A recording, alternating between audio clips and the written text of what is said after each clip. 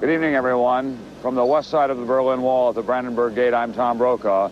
The Brandenburg Gate, of course, is in East Berlin, and the sound that you hear and what you're seeing tonight, not hammers and sickles, but hammers and chisels as young people take down this wall bit by bit. Earlier this evening, the Communist Central Committee in East Berlin proposed an action program, including free elections and a democratic coalition government. Tonight, citizens from both Germanys are singing and dancing on the wall itself, reunited right on top of that harsh symbol of division. Thousands of East Berliners have been pouring into West Berlin since the borders were open, and tonight in this city, famous for its carefree nightlife, in this city where the song says, life is a cabaret, tonight in Berlin it is Freedom Night. But some of the celebrants appear to have gone too far, and some had to be dragged away. This is the east side of the Brandenburg Gate, where thousands of East Berliners have been crossing into freedom all day long. Many stop and perch precariously on top of the wall, celebrating an end to isolationism from their neighbors.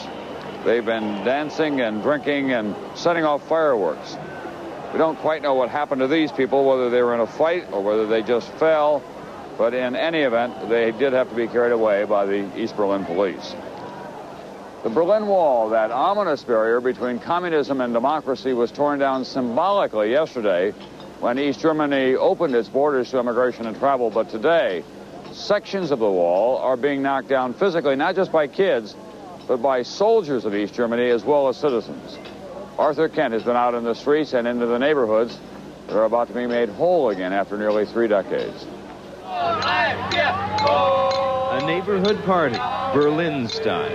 There's a big hole in the second wall. On the east side of the Berlin Wall, something new tonight, soldiers dismantling it, not guarding it with rifles. And on the west, the fire department, doing its part to open a road closed 28 years by morning.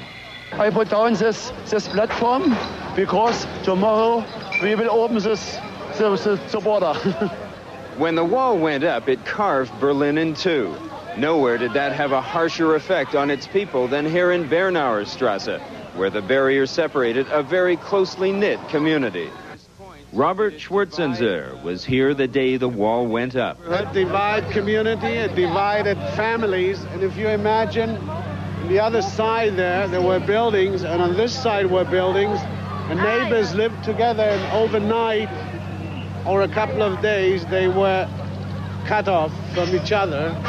Some of those trapped in the east paid with their lives trying to escape. The despair the wall caused among the people it divided made it a hated obstacle to human dignity.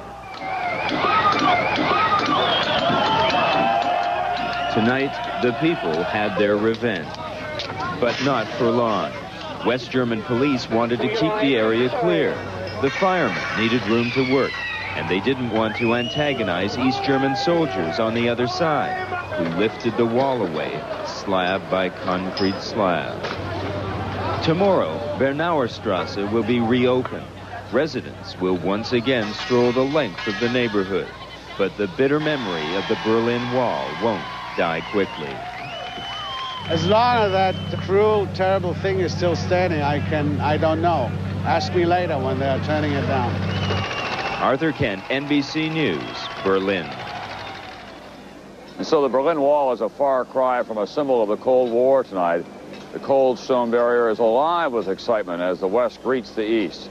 It's like New Year's Eve, only better here because it's not been celebrated in so many years. It's as if all the energy put toward isolation now is being spent on joy and a new beginning. Here's Martin Fletcher. It looked as if the entire city of Berlin, east and west, was out in the streets. A street party that hasn't stopped for 36 hours. The euphoria is catching, dancing down the main streets, East and West Berliners who can't get enough of their new unity. It's a great night.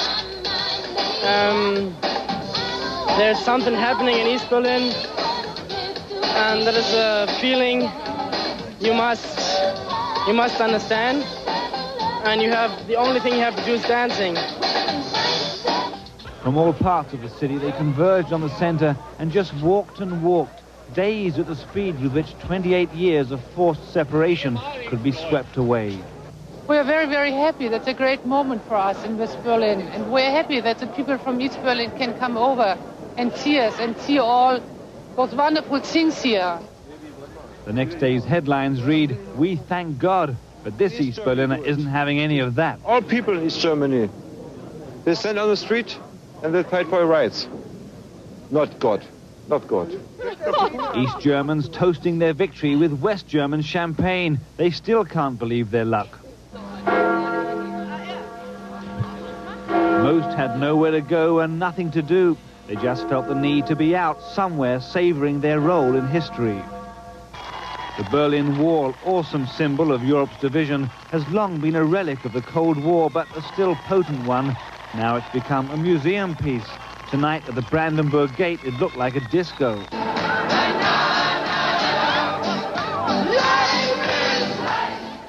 Dancing everywhere, East and West joining in a celebration of a united future. And quiet homage, too, to the memory of East Germans who died trying to escape from the East to freedom in the West.